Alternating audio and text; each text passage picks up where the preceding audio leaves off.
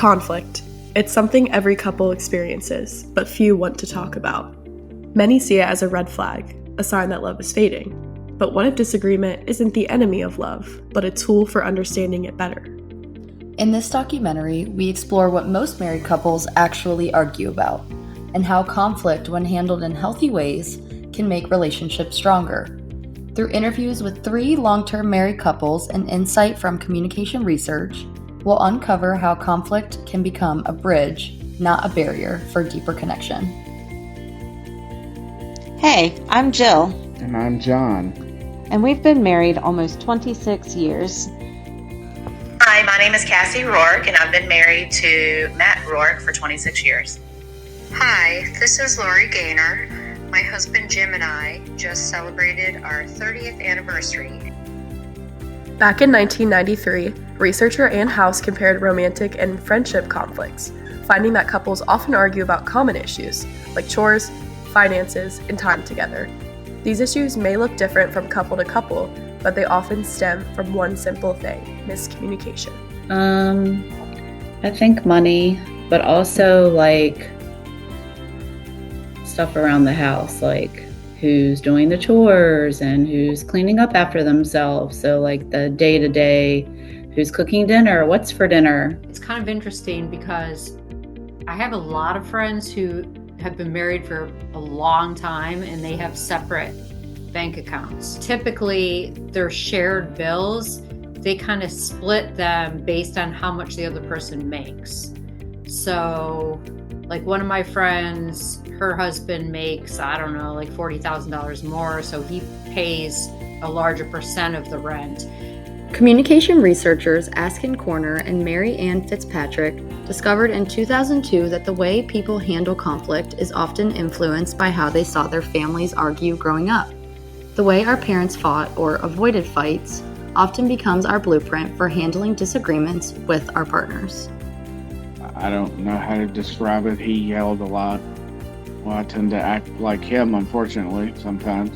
So I had one parent that was the disciplinarian and one parent that talked me through situations. But when mom and dad were communicating about things, it was always very short and very negative. Because I knew that my fear was that, I had to change the way and work towards handling it in a different way. I feel like it wasn't until Dad and I got married that I felt like I was really my own person. It might sound strange, but conflict can actually be healthy, even necessary for lasting relationships. When partners approach disagreements with curiosity instead of defensiveness, they open the door to deeper understanding. Research shows that constructive conflict builds emotional closeness and trust. When couples work through their differences, they're not just solving a problem, they're learning about each other.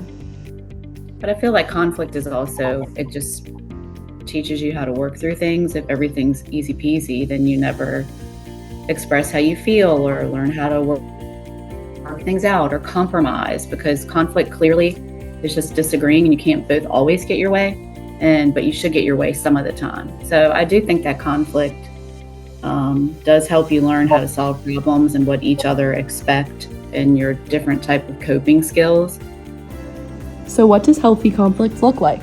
Experts say it starts with communication. Using I statements instead of blame and setting clear boundaries can prevent small issues from turning into big ones. Every person also has a conflict style, like accommodator, avoider, compromiser, competitor, or collaborator. Recognizing these differences helps couples adapt their approach instead of escalating tension. Neither one of us are confrontative people. And so to us, it's not important to have the argument. It's not important to I let your dad know how I'm feeling. He typically lets me know how he's feeling, and it might not be through words, but through actions. And so therefore, that's our nonverbal communication is doing that for us and getting us through whatever it is. But So I don't think you have to have arguments, but I think some people feel heard when they have that argument. So I think it just depends on what happens to work for that particular couple. Of course, not all conflict helps. When disagreements turn hostile or are swept under the rug, they can erode trust and happiness. Repeated arguments, unresolved issues, or emotional withdrawal can create resentment, leaving couples feeling disconnected instead of close. Again, speaking from experience, we've had several really very close friends. They're like best friends that we do things with all the time, get divorced. And I would say the one thing that all those people had in common was that they would let little things build up and then never communicate their annoyance with those little things to their spouse. It's like there's so many people, it's like they're afraid maybe to confront the other person, or if they do confront the other person, they don't do it in a way that's respectful. And then it just turns into just something huge, like a blow up, like it just festers. And then all of a sudden it's blown way out of proportion. The steam's just going to lead to a bigger one.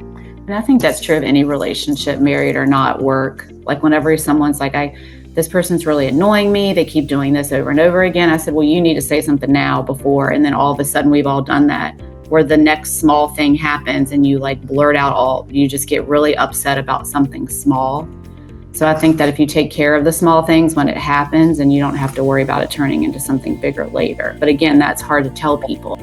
In 2010, psychologists Brian Larson and Cynthia Haffen argued that while conflicts can seem bad, it's often a necessary part of emotional development and intimacy. But as our couples show, even painful moments can lead to growth if both people are willing to face the issue together.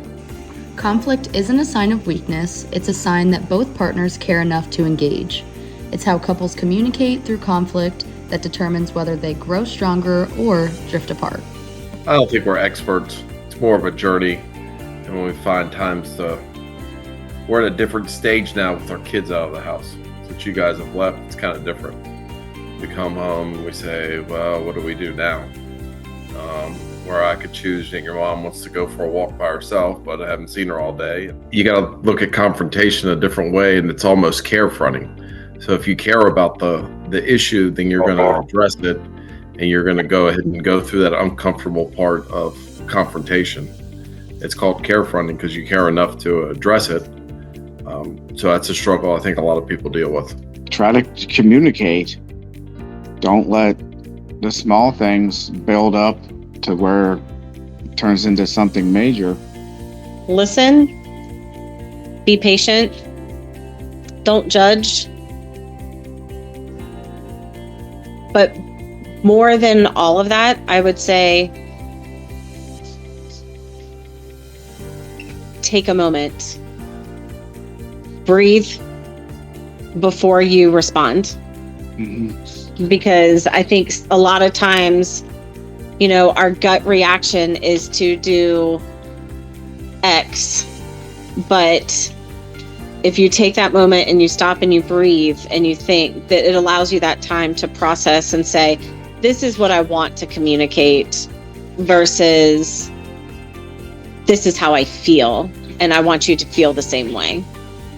Things change, like we're empty nesters, that looks different when your kids are toddlers and then high school and so forth. So those stages definitely change for what's going on around us. So it's not easy. You just have to make sure that you put in the effort and try. Like, I think that's so many people get divorced like so quickly. It's like something happens and I don't know if they can't work through it or talk about it. I know big things happen that can make people make those decisions, but it's not easy. So you have to definitely put in the work, time, patience, all those things to make it work. Marriage is not easy, and anyone that thinks it is lying. It's so wonderful. No, it's not.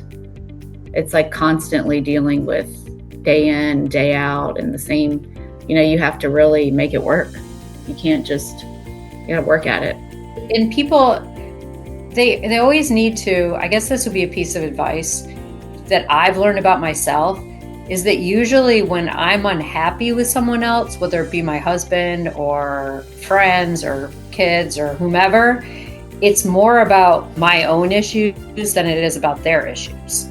And I think a lot of people don't really reflect on that. Like saying, why am I angry? Does this really have to do with the fact that Jim did the laundry the wrong way, or does it have to do with something that's a little deeper and on my end? So what's the take-home message? Arguments are opportunities for growth. And as communication researcher Denise Solomon and her colleagues explain, when couples work through their tension with patience and understanding, those moments can actually strengthen a relationship, making love more resilient and lasting.